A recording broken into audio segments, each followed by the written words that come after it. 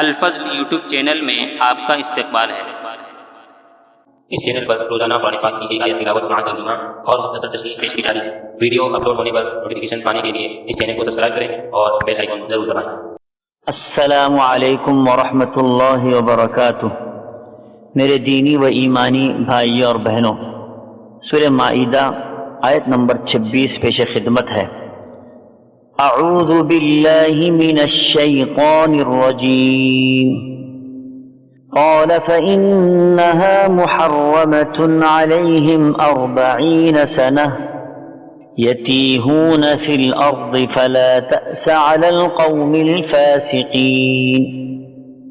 ارشاد ہوا کہ اب زمین ان پر 40 سال تک حرام کر دی گئی ہے، یہ خانہ بدوش ادھر ادھر سرگرداں پھرتے رہیں گے، اس لیے تم ان فاسقوں کے بارے میں غمگین نہ ہونا۔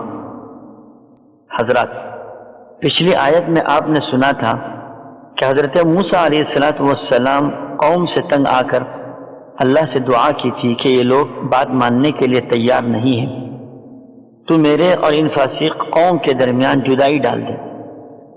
یہ قوم جہاد سے اعراض کر رہی ہے اور گستاخانہ رویہ اختیار کر رہی ہے۔ اس پر اللہ کی طرف سے عتاب اور سزا کا اعلان اس آیت کے ذریعے سے ہوا۔ اللہ فرماتے ہیں کہ وہ لوگ ارض مقدسہ میں داخل ہونے اور قوم عمالقہ سے لڑنے سے اعراض کر رہے ہیں، تو پھر یہ لوگ سرزمین مقدسہ سے محروم کر دیے گئے۔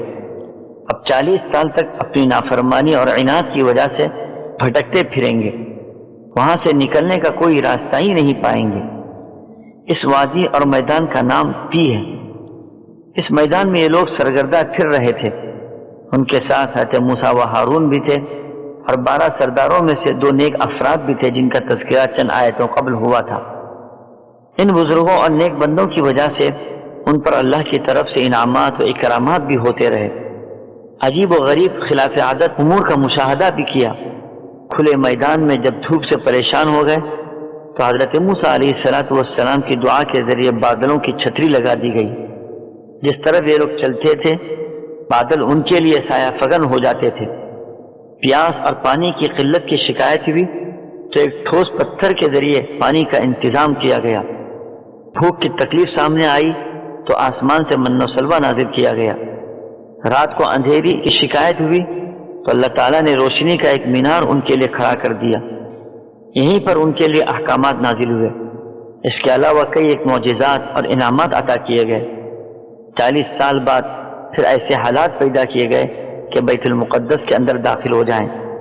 پھر اس وادی میں پہلے حضرت ہارون علیہ السلام کا انتقال ہوا، اس کے چند سالوں بعد حضرت موسیٰ کا بھی انتقال ہوا۔ ان کے بعد انبیاء کا سلسلہ جاری رہا۔ اخیر میں حضرت یوشع بن نون کی قیادت میں جہاد بیت المقدس کے لیے یہ قوم روانہ ہوئی۔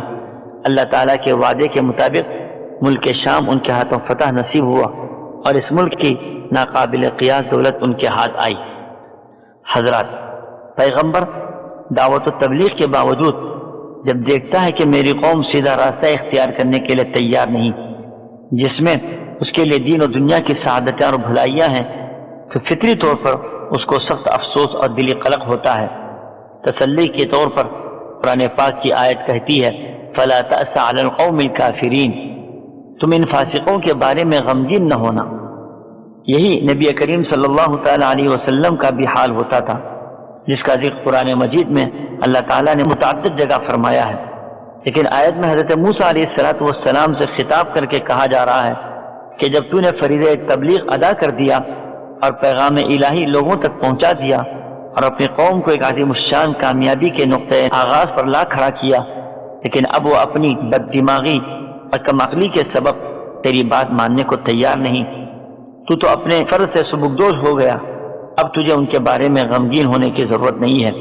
ایسے موقع پر غمگینی تو ایک فطری چیز ہے، لیکن مراد اس تسلی سے یہ ہے کہ دعوت و تبلیغ کے بعد اب تم اللہ کے یہاں بری و ذمہ ہو گئے۔